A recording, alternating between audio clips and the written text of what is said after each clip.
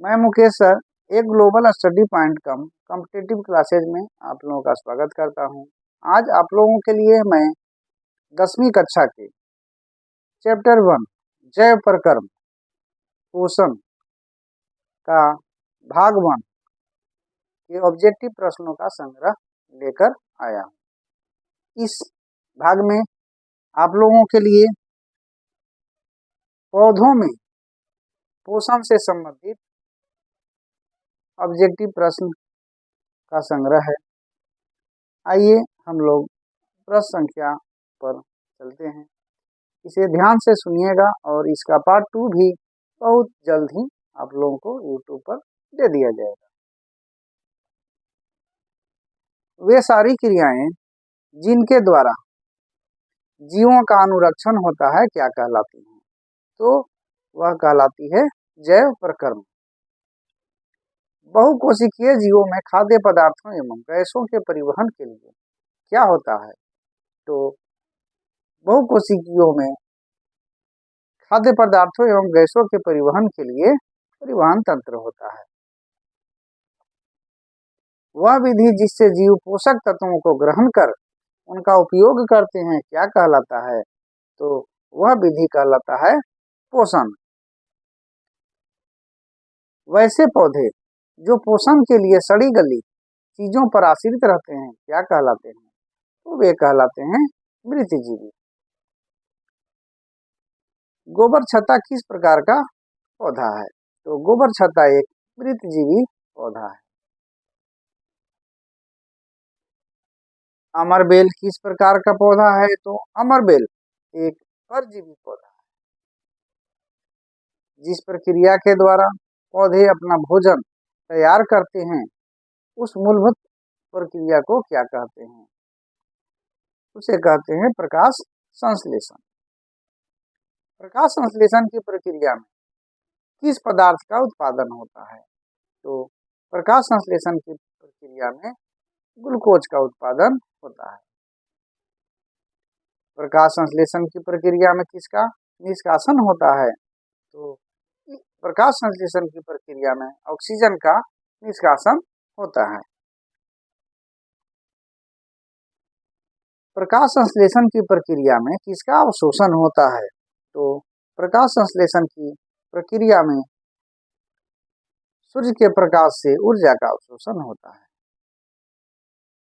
प्रकाश संश्लेषण की प्रक्रिया में निम्न में से कौन भाग लेता है?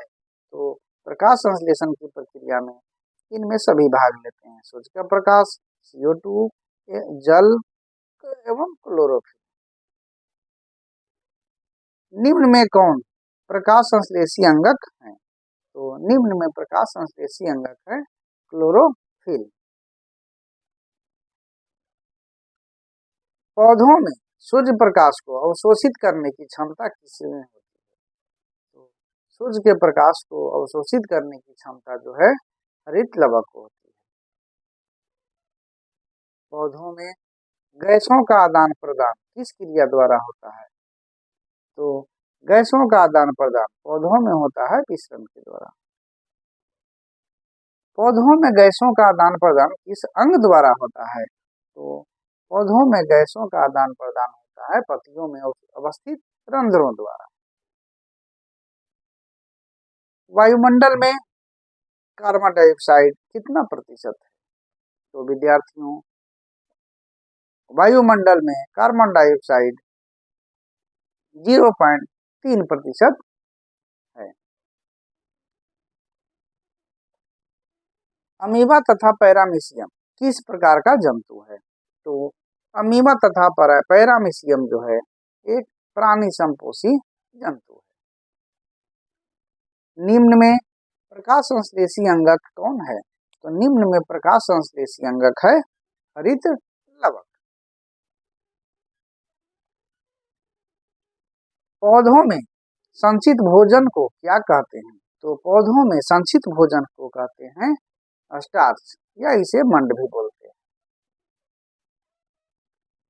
पत्तियों के किस भाग में रंध्र या स्टोमाटा मौजूद होते हैं?